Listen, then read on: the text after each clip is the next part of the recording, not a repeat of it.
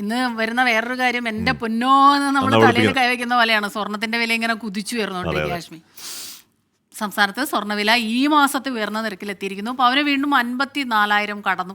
ഗ്രാമിന് 30 രൂപയും പവൻ 240 രൂപയുമാണ് കൂടിയത്.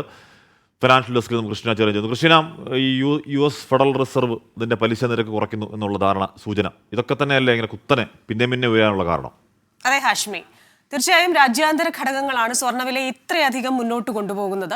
ഇന്നത്തെ നിരക്കിലേക്ക് വന്നിട്ട് നമുക്ക് ആ കാരണങ്ങളിലേക്ക് പോകാം. ഇന്നത്തെ നിരക്ക് 54,080 രൂപയാണ്. ഒരു ചെറിയ കാലയളവിന് ശേഷം 54,000 എന്ന നിലയിലേക്ക് സ്വർണം ഒരു പവന്റെ വില കൂടുന്നു. ഈ മാസം തുടക്കത്തിൽ 53,200 രൂപയായിരുന്നു.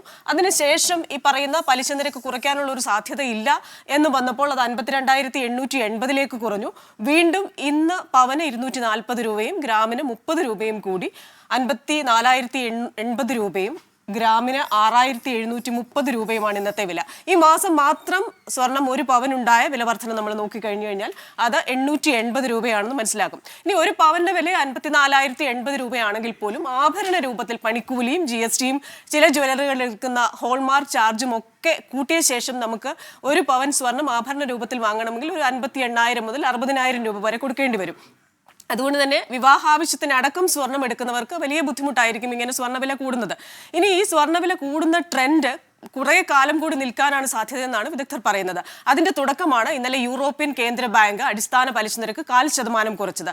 പലിശ കുറയ്ക്കുമ്പോൾ സാധാരണ എന്താണ് സംഭവിക്കുന്നതെന്ന് പറഞ്ഞു കഴിഞ്ഞാൽ ആൾക്കാര് ബോണ്ടിലും ബാങ്ക് നിക്ഷേപങ്ങളിലുമുള്ള തുക പിൻവലിച്ച ശേഷം കുറച്ചുകൂടെ സേഫ് ആയിട്ടുള്ള സ്വർണത്തിലേക്ക് നിക്ഷേപം മാറ്റുന്നു. അപ്പോൾ സ്വർണത്തിന് ഡിമാൻഡ് കൂടുന്നു. മാത്രവുമല്ല, ലോകമാകെയുള്ള സെൻട്രൽ ബാങ്കുകൾ ഗോൾഡ് വാങ്ങിക്കൂട്ടുന്നുമുണ്ട്. ഇതുകൊണ്ട് തന്നെ സ്വർണത്തിന്റെ ഡിമാൻഡ് കൂടുതലും സപ്ലൈ കുറവുമായതുകൊണ്ട് തന്നെ വില കൂടിക്കൊണ്ടിരിക്കുകയാണ്. ഇനിയും വരുന്ന ദിവസങ്ങളിൽ കുറച്ചുകൂടി വില കൂടാനാണ് സാധ്യതയെന്നാണ് വിദഗ്ധർ പറയുന്നത്. ഹാഷ്മി, സ്മിത.